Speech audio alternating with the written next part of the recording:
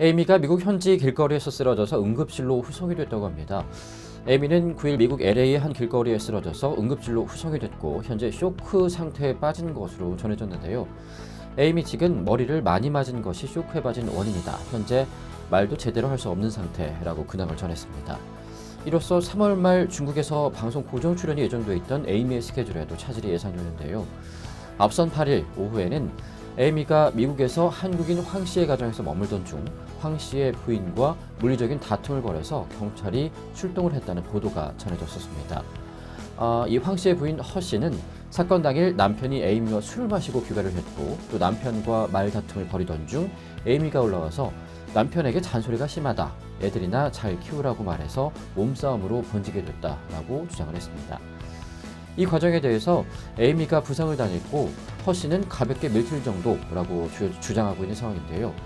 또 허 씨는 에이미가 가정에 머무르는 동안 남편에게 명품 가방 구입을 부탁하고 또 복용 중인 약물을 방치해서 어린아이가 집어먹는 소동까지 일어나는 등 크고 작은 문제를 계속 일으켰다라고 주장을 하고 있습니다.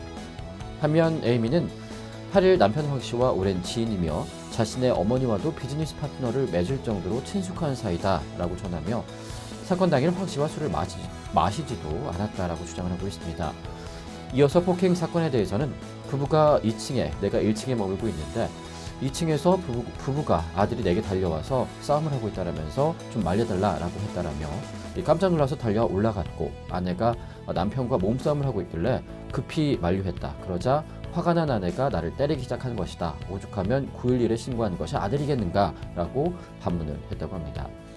이어서 코뼈가 부러지고 온몸 여러 곳에 부상을 입었다면서 경찰 3명이 왔고 일방적인 구타 사실을 모두 확인했다. 심지어 경찰 3명은 재판 때 나의 증인이 되어주겠다라고 약속까지 한 상황이다. 일방적으로 폭행을 당한 것이라며 당시 경찰 조서와 상처를 입은 얼굴 사진을 공개하기도 했습니다.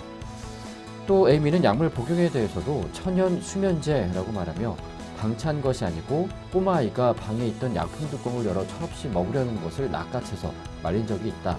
부주의한 점을 후회하고 있긴 하지만 마치 약에 취해서 아무렇게나 약을 방치한 것처럼 주장한다면 그것은 터무니없는 말이다 라고 주장을 하고 있다고 합니다.